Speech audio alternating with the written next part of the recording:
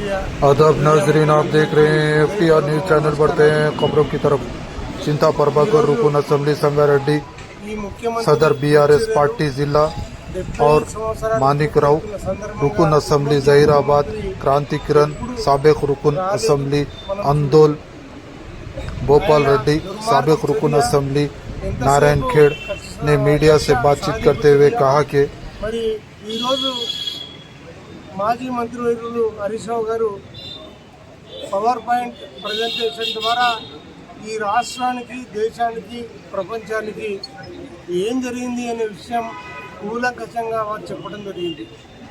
ఈరోజు ఈ ముఖ్యమంత్రి దుశ్చర్య కాంగ్రెస్పై కక్ష సాధింపు, బీఆర్ఎస్పై కక్ష సాధింపు తీర్చుకోవడానికి ఉందనే విషయం అందరూ గుర్తిస్తున్నారు. ఈరోజు పవర్ పాయింట్ ప్రజెంటేషన్ స్టార్ట్ అవ్వకముందే ఈ సంగారెడ్డి జిల్లాలో మరి కరెంటు కట్ చేసిండ్రు. ఇంత దుర్మార్గం. ఈరోజు రైతులంతా కూడా బాధపడతా ఉన్నారు. ఈరోజు యొక్క మరి మీరందరూ కూడా ఇల్లు గాలికి ఈ యొక్క ప్రభుత్వం చేస్తున్నట్టు దుర్మార్గం మీరందరూ కూడా తీసుకెళ్లాలని చేయడం చేతనైతలేదు. ప్రజలు ఎక్కడికి పోతే అక్కడ నిలదీస్తున్నారు. వీటన్నింటినీ తప్పించుకోవాలంటే ఏం చేయాలి? అటెన్షన్ డైవర్షన్ చేయాలి. ఇట్లాంటి అంశాలు తీసుకోవాలి. ఇట్లాంటి అంశాలు తీసుకొని ప్రజలకు చర్చ పెట్టాలి. ఇప్పుడు మేము ఉన్నాం, మేము ఒక రోజు దీని గురించి మాట్లాడుతున్నాం కదా, వాళ్ళ వ్యతిరేకంగా మాట్లాడకుండా.